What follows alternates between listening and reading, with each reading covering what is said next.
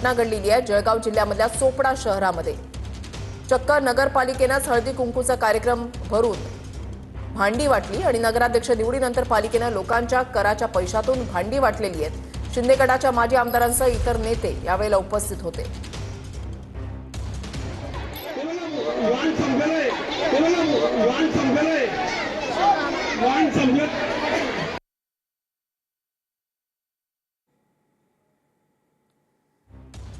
चोपडा शहरामध्ये चक्क नगरपालिकेनं हळदी कुंकूचा कार्यक्रम आयोजित केलेला होता आणि यावेळेला भांडी जी आहेत त्याचं वाटप केलं जात होतं आणि यावेळेला महिलांची एकच झुंबड उडाल्याचं पाहायला मिळालं आणि त्यानंतर आयोजकांना चक्क त्या ठिकाणी घोषणा करावी लागली की वाण संपलेला आहे।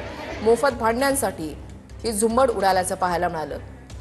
करदात्यांच्या पैशातून लोकांच्या पैशामधून अशा पद्धतीनं कार्यक्रमाचं आयोजन आणि त्यातून मोफत भांडी वाटपाचा कार्यक्रम आणि त्यामुळे महिलांची उडालेली झुंबड आणि या झुंबड ज्यावेळेला उडालेली होती त्यावेळेला महिला एकमेकांच्या अक्षरशः अंगावर पडलेल्या होत्या।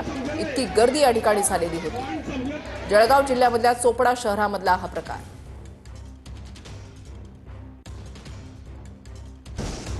राष्ट्रवादीच्या विलीनीकरणावर शरद पवार गट आता थेट 9 तारखेलाच बोलणार आहे। रोहित पवार 9 तारखेला पत्रकार परिषदेमध्ये सर्व मुद्दे स्पष्ट करतील। तोवर विलीनीकरण मुद्द्यावर इतरांना न बोलण्याच्या सूचना शरद पवारांच्या राष्ट्रवादीकडून देण्यात आलेल्या आहेत।